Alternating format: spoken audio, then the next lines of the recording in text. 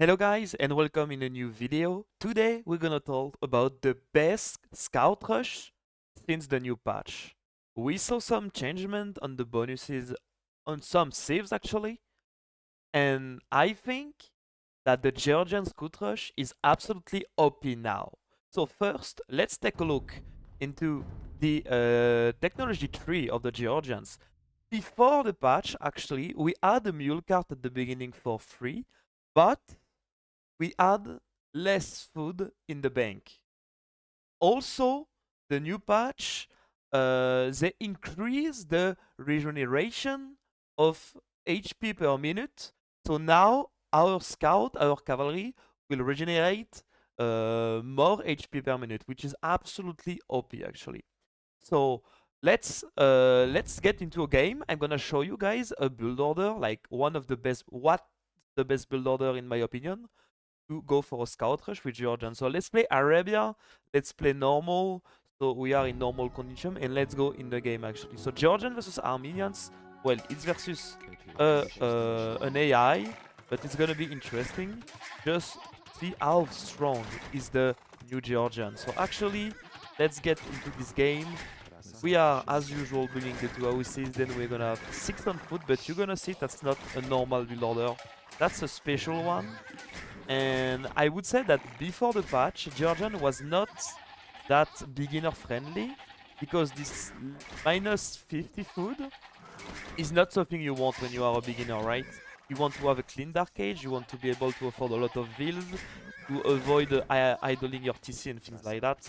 So now that we don't have this minus 50 food at the beginning of the game, it's really strong. And we're gonna use these bonuses actually to go for a crazy timing with our scout rush. How? Because we do have this mule cart. This mule cart, guys, if you don't know about it, that's literally a lumber camp. So let's use it for a lumber camp. But if you check my wood, my bank, if you check my wood in my bank actually, I do have 150 wood, which means I have enough for 2 houses to not be housed in my build order, plus a mill, which means I basically don't need to gather any wood in the Dark Age, and we're gonna take the advantage over that to go for a crazy uptime. Okay, let's get all my ship. Let's push my deer as well. And let's prepare my mule cart. Let's prepare it next to a wood line, so when I need wood, is already there. So you see, I am putting my rallying point on the food. Like everything on the food. Then I'm gonna go for a meal. I'm gonna try to push some deer. If you can push some deer, that's better, of course. But I know some of you guys, if you are a beginner, pushing some deer is not the easiest thing possible. And the build order can work without deer. It's better with deer, but without, it's totally fine as well. So I am going for actually a build order with everything on food. That's the easiest build order possible, guys. Every villager that's being created goes to food, actually. You're just trying to get a decent timing, like when you see that your first bar is running out of food, you're going for the second one. And you're going for 4 on berries as well. And your timing is gonna be absolutely insane. Oh, I'm gonna be a bit oused if I don't send the second one, so send the second one. I'm pushing my deer under my TC. We want to have the deer exactly under the TC. Like you want to avoid to lure your deer like down, for example. Having your deer like 2 or 3 tiles from the TC is not the most optimal way to do it. So try to have it right under your TC, that's the best actually. And so I need a 4th on berries. And I'm gonna up insanely fast. And when we go up super fast actually, we can skip loom. So it gives us a slight better economy. Because then if I don't make loom, if I don't take into loom, it means I will have 1 extra villager working during my age transition into the feudal age. During my feudal transition. So I'm gonna go for a 19 pop. 18 pop actually. I'm gonna go for an. I can go. Let's go for a 18 without loom. So it's the same as 17 with loom. So it's really solid. But then when we click up, I need to send a lot of wood. On wood, yeah. because I want to be able to afford my stable and my barracks actually. So we do have 6 on wood. I want to go up to 7, and I will actually put 4 wheels around the strider trees. IQ loom, so when I go up I can have loom instantly, and that's good. So I do have 7 on my lumber camp, 4 on berries, 4 on the stragglers trees, and 2 on food, 4 on berries actually. And I will go for the barracks when I'm able to afford it. Why 4 on the stragglers trees? Because the wheels that are on the straggler will move to food once I have enough wood for my barracks and my building. That's why. So I'm going to build this barrack. And you can see that I'm actually super fast. It's like 18 no loom, so it's like a 17 pop-up. And 17 with Georgian is insane. My economy gonna be insane, and my scout will regenerate HP. Which means I can easily trade versus militias, or trade versus the enemy scout, without, like, I can just trade versus them, without losing my scout, and then I just go back and I heal. That's actually insane. So I have soon the wood to make my stable. Oh, perfect. I will need an Oasis as well. Let's go for 1. And I'm just going like that. And then I have a lot of sheep under my TT still. A lot of sheep are still alive. A lot of berries are remaining as well. And I'm just going for a scout rush. I'm not making a spear, guys. Why? That's actually simple. Why I don't need a spear? I don't need a spear because I am that fast up to the next age that, like, you do spears to counter your opponent's scout, right? Like, the first scout of your opponent can be annoying. Let's say he's making militia, for example. If your opponent is making militia, then having a spear will just deny his scout from blocking your will.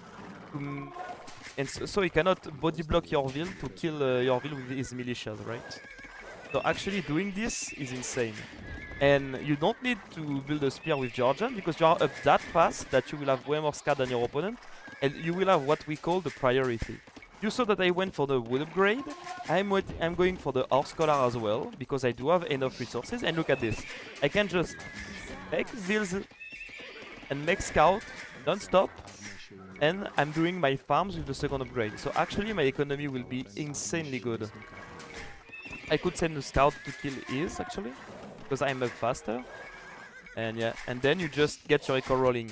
What I would say, guys, is in case your opponent is going into scout, then you don't need spear early. You can build your spear only when you are forced to defend your base, for example.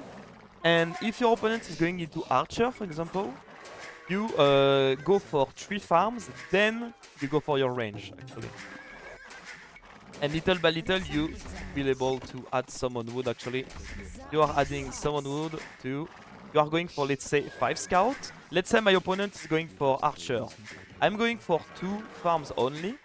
Remember, guys, that you are up super fast, actually. So which means your opponent will need to defend himself first before attacking you. So you should be fine at home. That's why I can delay my range a bit.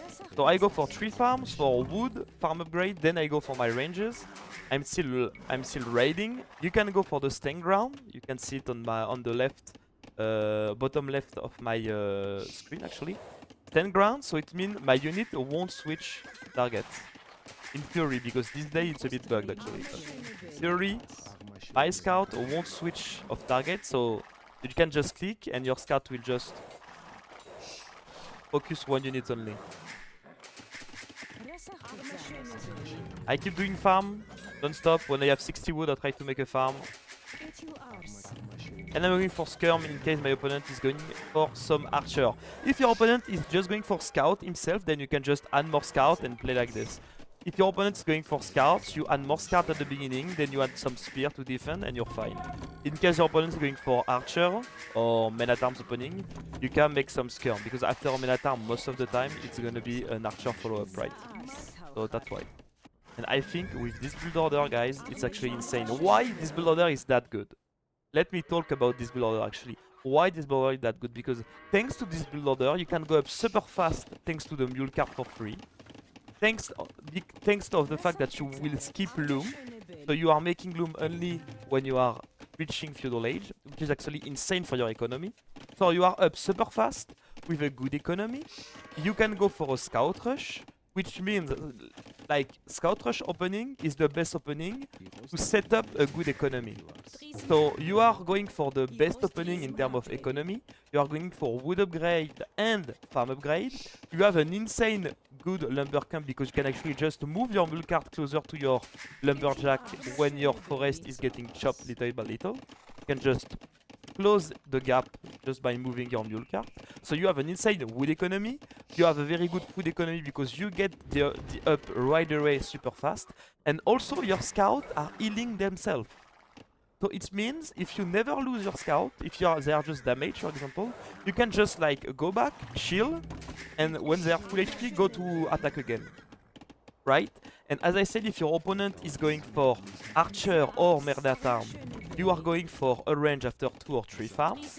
And if your opponent is going for scout himself, you can just keep adding scout, and when you don't see his scout on the map anymore, just add some spear, try to wall yourself, and you're fine.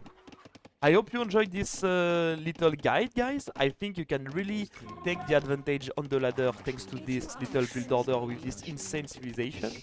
And yeah, that's it for me, guys. Have fun, hope you enjoyed. You can subscribe actually, my channel is kinda new in English. So subscribe if you enjoyed. You can tell me in the comment as well which guide you would like. And yeah, that's it. See you next time, guys. Have fun, bye bye.